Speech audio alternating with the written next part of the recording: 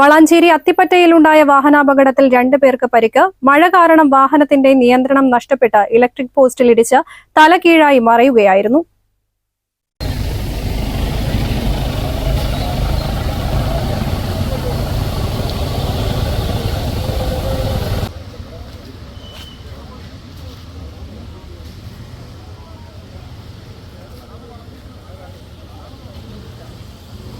വളാഞ്ചേരി അത്തിപ്പറ്റയിൽ രാവിലെ 10:30 അപകടമുണ്ടായത്. Toyota Fortuner വാഹനമാണ് അപകടത്തിൽപ്പെട്ടത്. നാട്ടുകാർ ചേർന്ന് അപകടത്തിൽ പരിക്കേറ്റ ഒരാളെ പെരിന്തൽമണ്ണയിലെ സ്വകാര്യ ഹോസ്പിറ്റലിലും മറ്റൊരാളെ വളാഞ്ചേരി നടക്കാവിൽ ഹോസ്പിറ്റലിലും പ്രവേശിപ്പിച്ചു. വണ്ടി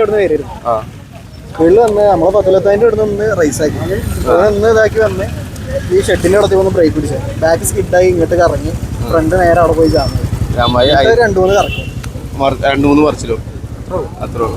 പൂക്കാട്ടിരി KCB ജീവനക്കാർ സ്ഥലത്തെത്തി വൈദ്യുതി ബന്ധം വിച്ഛേദിച്ചു. നാട്ടുകാർ എത്തിയാണ് റോഡിൽ തലകീഴായി കിടന്നിരുന്ന വാഹനത്തെ റോഡ് സൈഡിലേക്ക് മാറ്റി ഗതാഗതം പുനഃസ്ഥാപിച്ചത്. News bureau, Valanchery. ഈ ഓണക്കാലത്ത് നമുക്ക് വയനാടിന് വേണ്ടി ഒരുമിച്ച് കൈകോർത്ത് നിൽക്കാം. ഏവർക്കും ലൈബ വെഡിംഗ് സെന്ററിന്റെ ഹൃദയം നിറഞ്ഞ ഓണാശംസകൾ. Laiba wedding centre, Pookkottumpadam, Wandoor, Karuvarakundu.